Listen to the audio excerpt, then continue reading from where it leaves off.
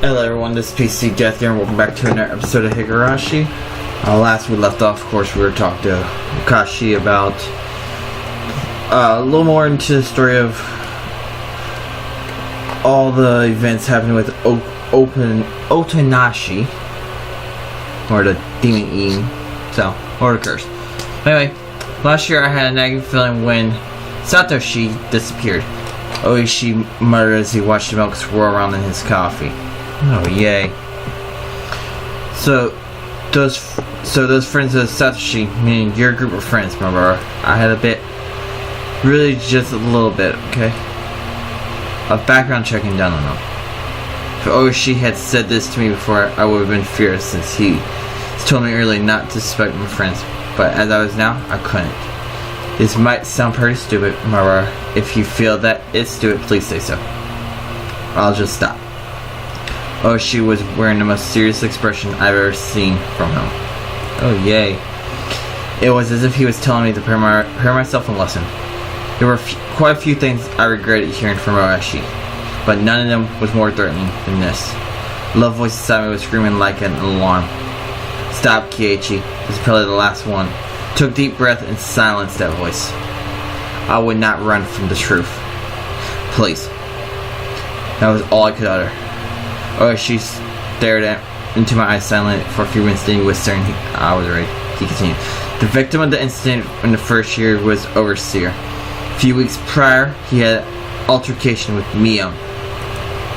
Multiple altercations. She had said before that Mion had defied the damn project vehemently. Well, it wasn't hard to imagine how she'd be if she got worked up. In the second year, the married couple who supported the project died in an incident, right? They had a daughter. Her name was Sakato. Huh? Sakato meaning Sakato? Well, no dip, Sakato means Sakato. Apparently. She looked toward me. That my voice was too loud. I realized it as well and quickly quieted down. The Shinto priest and his wife who died the third year, you see. Their daughter is Rika. Rika? What? The housewife who died the fourth year, you already know, don't you? It was the step-aunt of Sakato. She was in her aunt and uncle's custody, as she had lost both her parents in an instant. She lived in the victim's house. I could tell my lips were getting dry. I couldn't even have the wit to keep my mouth from hanging a guard. So, wide open. I had thought it was nothing but a bizarre incident, one that I could easily distance myself from. But clicking and clacking, it had snuck all the way to my feet. The one who disappeared the fourth year, by the way, he was Sakato's older brother. Wait. Just a second. This took everything I had to finally say that.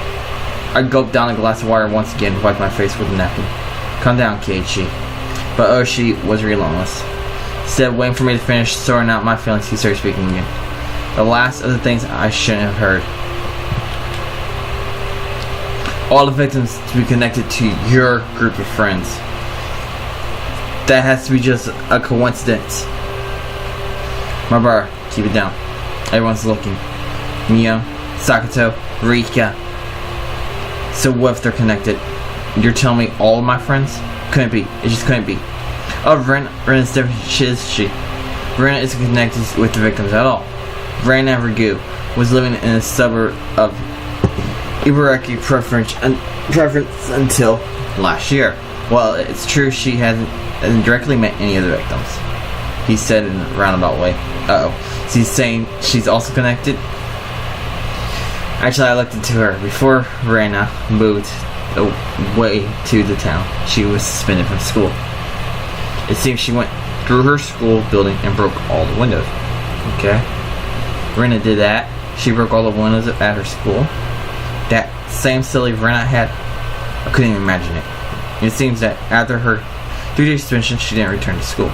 She went to a neurologist and was diagnosed with dysautonomia. She was given weeks of counseling and medication. I wonder if it has something to do with the nervous breakdown. I heard it had happened to people who really mythical or overly sensitive, near those match Rena's easygoing personality. And in the counselor's medical report, he recorded all of the conversations he had with Rena. It shows up quite a bit at that. What did? I pressed forward carelessly. It couldn't be anything more. There couldn't be any more info. She mentioned the word Oashira. Rep. It felt like someone's stone cold hand was caressing my back. Oh no.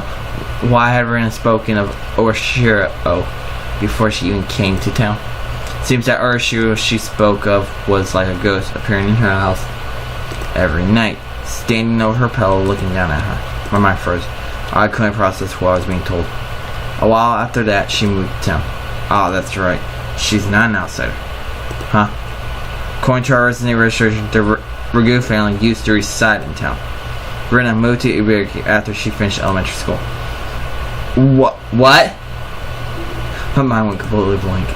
So wait, Rena used to live? It's similar to the static you see on a blank TV channel. So Rena used to live in the town. Yay! My ears began ringing as I lost all sense of comprehension. Barbara, are you alright? Shall we stop? Those words brought me back. I couldn't let it end here. Now I understand, Rena. Then, how about the last victim, Tameke? Who was he connected with? Irritated, I let out one final reprisal. All of them? Have you forgotten, Barbara? Didn't you all spend the night at the festival together quite merrily? Quite a few of the officers saw you enjoying yourselves. Now there was nothing I could respond with. I felt silent. My brain turned to mush. We should get going. Mara, did you take your afternoon medication? I had completely forgotten about the medication I had gotten today until she said that. Got in our glass of water and we left the shop after I chugged it down. Oh yay! We got in the car and returned to town via the rough road. I never really paid attention when I was on my bike, but did cars normally shake this much? It was almost as if the road was desperately trying to tell me something. But dump. That big jolt was from the difference in elevation of the road when it changed from cement to dirt. I was certain I heard Tameke's scream. I sat in silence just to let myself be shaken by the car. I'll drop you off at your house. You missed school because you were ill, correct? My apologies for the long conversation. Why did you talk to me? I blurted out the question. Really just blurted it out.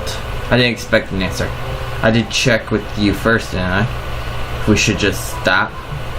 Not that. Why did you reach out to me? I understood quite well that Oishi was investigating the string of suspicious incidents. But why was he telling me all this? I knew nothing and I couldn't help. Everything Oishi spoke of was news to me. First of all, what could I, having just moved here, know? By chance, if there was a reason for Oishi to reach out to me, then it would have to be that I looked suspicious to Oishi, as I was part of Mion's circle of friends.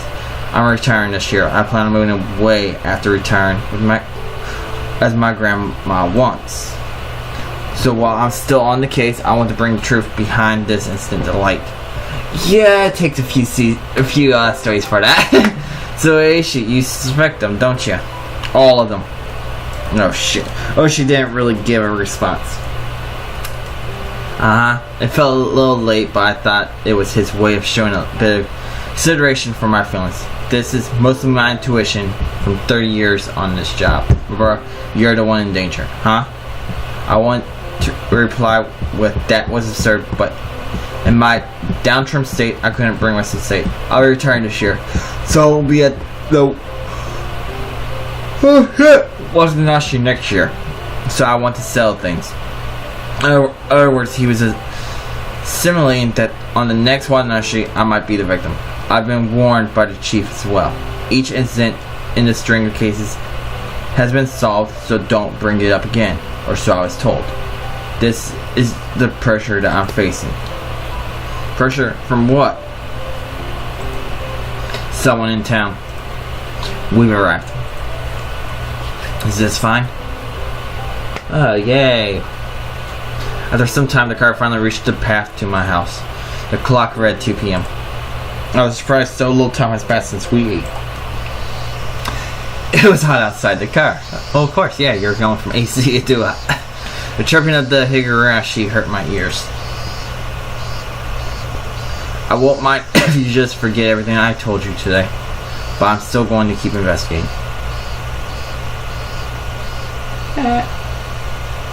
Sorry, I had to do a little thing real quick. I'll end Oshira's curse this year. So you're saying I should contact you if anything happens?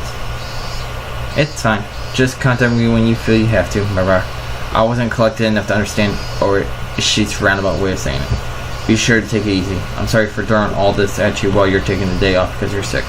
I didn't really give any sort of response. I'll always be by your I'll always be by your side if anything, believe that. I'll be off now. Yay. Now tires crunched over the dirt road as the car made a U-turn, disappeared into a cloud of kicked up dust. Felt like I was watching a boat throw me a lifesaver in shark-infested waters before disappearing into the distance. That was the first time I thought Oshi was being unfair. Telling me I was going to be the next victim, then just saying to contact if something happens. This wasn't a criminal investigation. He was fishing, and I was just the bait dangling off the line. Would a fish be the perpetrator, or was it really just Orishi's curse? Either way, the bait would be swallowed whole. Damn it, I don't want to die. I'm on Okuma. For some time I could only do nothing but stare at the puddle of water left behind by the AC from the car. Oh yay. Fun.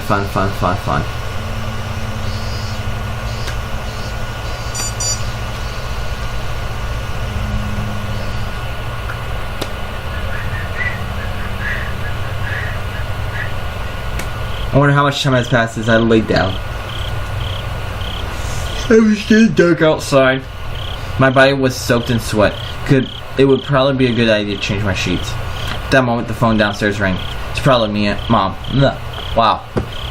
Mom was quite the worrywart. Maybe she had called many times, but I just didn't notice it.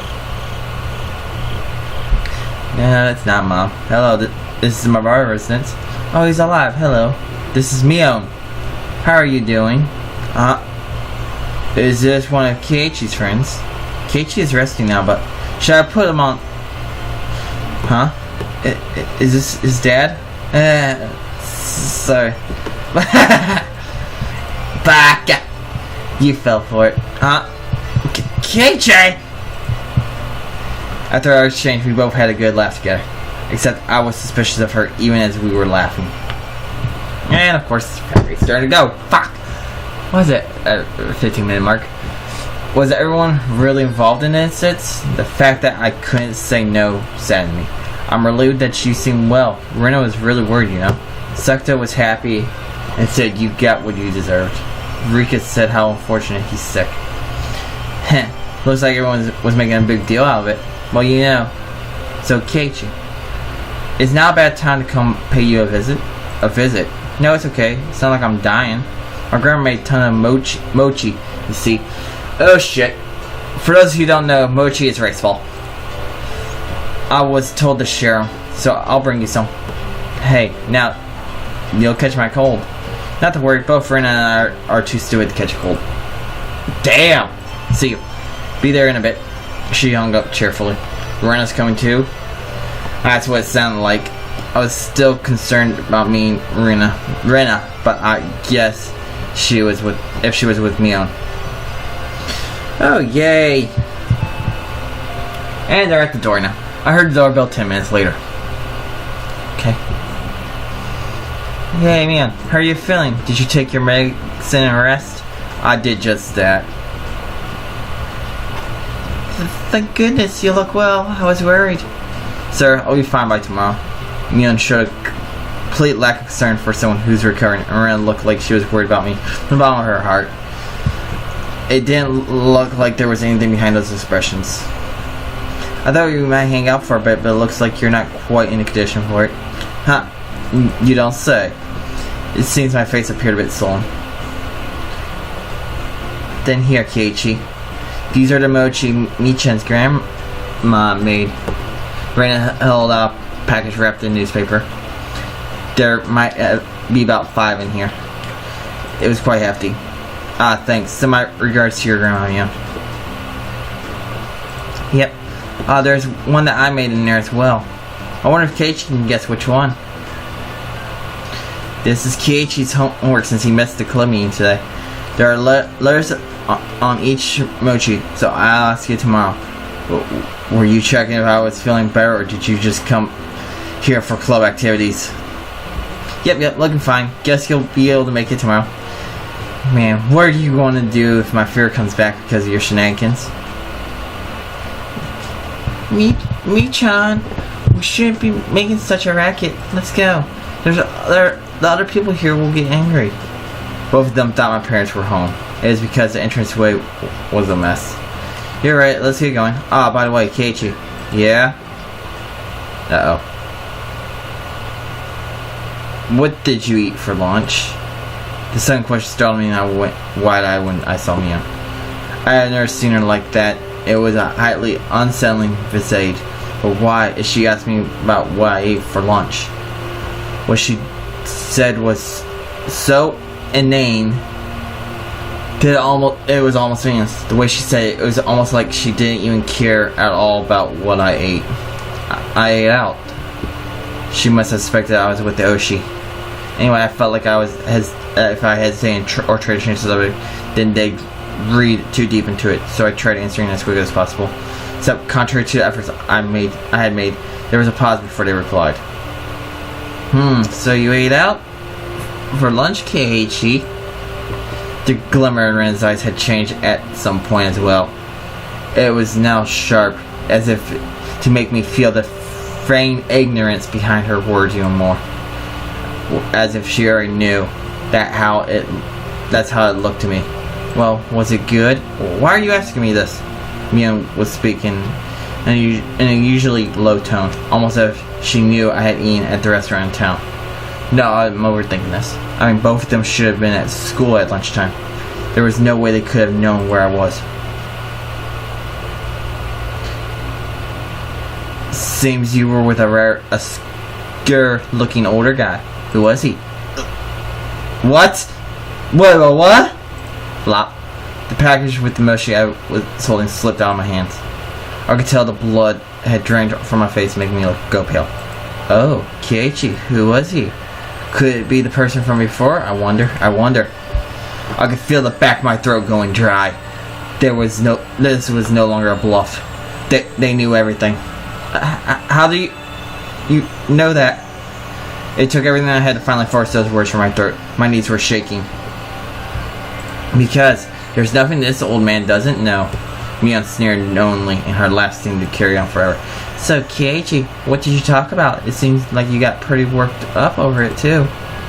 We weren't talking about you guys. It didn't have anything to do with you or Rena. Isn't it a bit strange to hear our names come up even though nobody asked about that? Rena's unwearingly grazed pierced through my eyes and peered further inside me. I dug my own grave. My heart was dropping so much it felt like it was going to explode. Well, whatever you're trying to hide, this old man already sees through it all. Remember that. I couldn't even shake my head. It took everything I had to stop my teeth from chattering. She never let her glaze break mine, even as she tilted her head slightly. Keiichi, you don't look so good. I think you should lie down. That's true, we should both head home. As if nothing had happened, they both giggled at each other and started making their way out. I hadn't moved a muscle since I had dropped the package of mochi, so they left the door slowly closed behind them. All I could do was stare, as if I couldn't move until the door was completely closed. Just as the door was about to close, it opened again slightly, with a sudden creak, sending my heart racing once again. Single eye peered in through that narrow slit, and Mion's hawkish gaze peered at me once again. See you, Keiichi. Yeah, I'd hate it if you missed school tomorrow, alright? Thud. The door closed. I wasn't able to move a muscle even after their low laughter died off into distant silence once again enveloped the room. Coming back to my senses, the first thing I did was lock the door. I think anyone would. They knew what Oishi and I talked about. Why? How?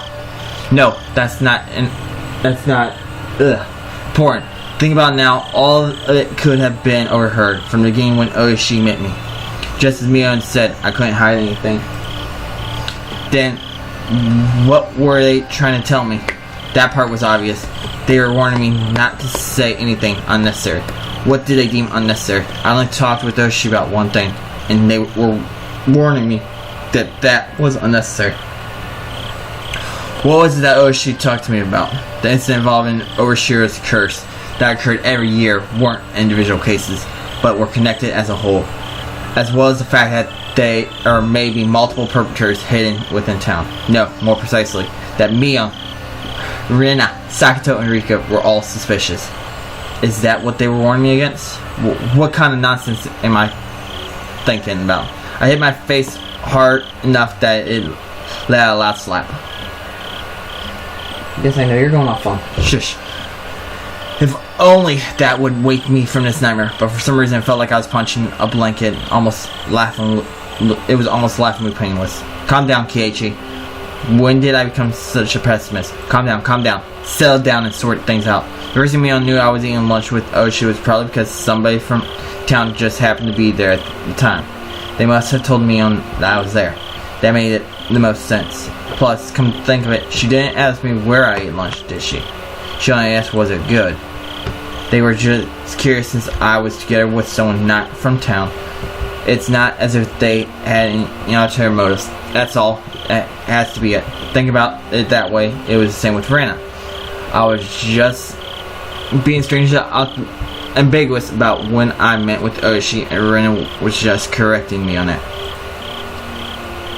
That's when I was bewildered about a change in character from the usual mild-mannered Rena, and it was just startled by it. That's the most natural way to think about it. Felt like my mind was mixed up in a tangled mess of spaghetti. Deep red marinara sauce would have poured out of my nose and ears if you squeezed my head. Thinking that, I suddenly felt like vomiting. I really didn't want that to happen, so I stopped holding my head. Lately, I had no idea what anyone was saying. Spent any time with them was fun. Didn't feel like there was any sort of hidden agenda.